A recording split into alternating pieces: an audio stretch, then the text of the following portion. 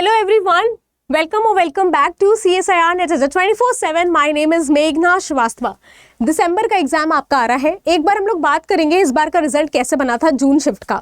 जून shift में जो cut off किया था जेआरएफ का 51.5, लगभग आपके 110 नंबर बनते हैं और आपका एलएस का 46 था, यानी 100 नंबर से भी कम था। अगर देखा जाए तो सिंपली आपका 200 मार्क्स का ये पेपर होता है। जिसने भी 110 नंबर पाए उनको जेआरएफ के लिए अवार्ड कर दिया गया। अब अगर हम बात करें कि किस तरीके से आपका रिजल्ट बनता है, तो दो तरीके से अभी तक हमने सीएसआईआर का पैटर्न देखा। एक था परसेंटेज, जिसमें अगर आपने 200 में से जितने भी मार्क्स पाए, अगर 200 में 110 पाए, 120 पाए, 130 पाए, उसी बेसिस पे आपका रिजल्ट निकाला गया। दूसरा होता है परसेंटाइल। इसका मतलब होता है कि कितने नंबर ऑफ कैंडिडेट्स आपसे के जितना या आपसे कम मार्क्स पाए upon total number of candidate into 100। इसको समझते हैं, मतलब अगर आपके एग्जाम में आप अपीयर कर रहे हैं, जिस एग्जाम में टोटल 50,000 कैंडिडेट बैठ रहे हैं, उस 50,000 में अगर 10,000 आपके जितना मार्क्स पाए हैं तो उसका नंबर आपको यहाँ 10,000 लिखना है अपॉन 50,000 इंटू 100। ये होता है परसेंटाइल निकालने का फॉर्मूला। और अगर हम इसके डेप्थ में बात करें, सीएसआईआर नेट जो है वो आपका नॉर्मलाइज स्कोर के बेसिस पे परसेंटाइल स्कोर देता है। नॉर्मलाइजेशन क्या होता है कि मान लो आपका एग्जाम 2 शिफ्ट में हुआ है, मॉर्निंग और इवनिंग शिफ्ट, और दोनों में ही अलग अलग एग्जाम के पेपर आए हैं। मान लो अगर मैं अपीयर करती हूँ फॉर द मॉर्निंग शिफ्ट, तो मेरा एक नॉर्मलाइज स्कोर निकाला जाएगा कि अगर मैंने इवनिंग के लिए अपीयर किया होता तो मेरा कितना मार्क्स बनता। उस बेसिस पे रिजल्ट आता है। एक नॉर्मलाइजेशन के बाद एक फाइनल जो आपका रिलीज होता है परसेंटाइल स्कोर, उस बेसिस पे आपका रिजल्ट बनता है।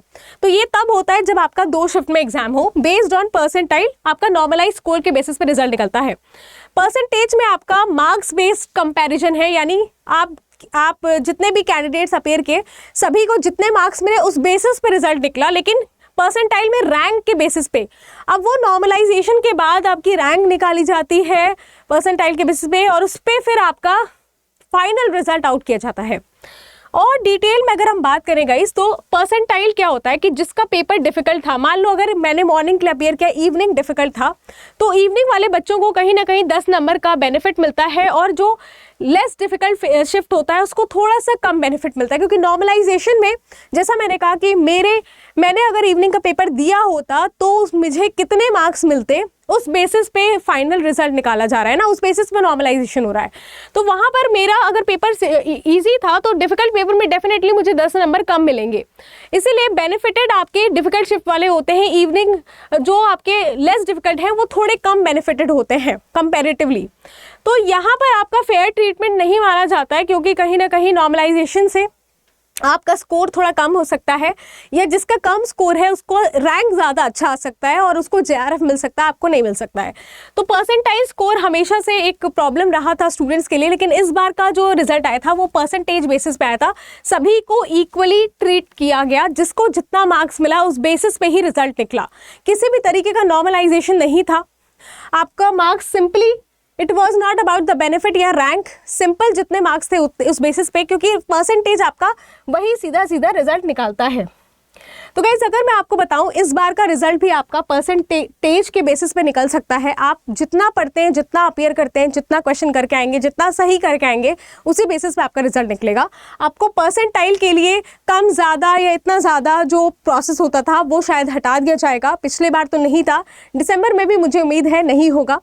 सो गाइज जितने भी स्टूडेंट्स हमारे साथ प्रिपेयर कर रहे हैं, आप सभी को मैं बताना चाहूँगी कि जो हमारा दिसंबर शिफ्ट का एग्ज़ाम होने वाला है उसके लिए बहुत बड़ा बेनिफिट ये है कि आप सभी कैंडिडेट जो एनरोल करना चाहते हैं फॉर आवर बैच, खास करके मैं उन बच्चों को बताना चाह रही हूँ जिनका टारगेट दिसंबर के साथ साथ जून वाला अगला जून भी है कि हम जून तक भी पढ़ लें तो भी हम अपीयर करेंगे।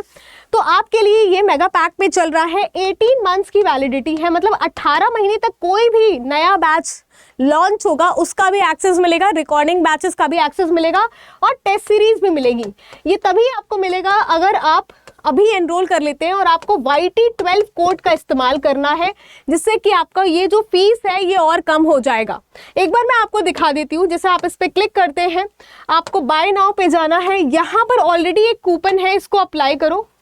इस कूपन को अप्लाई करने के बाद YT12 अप्लाई करना है, जिससे आपको देख सकते हैं आप 3999 में आपका ये बैच मिल रहा है।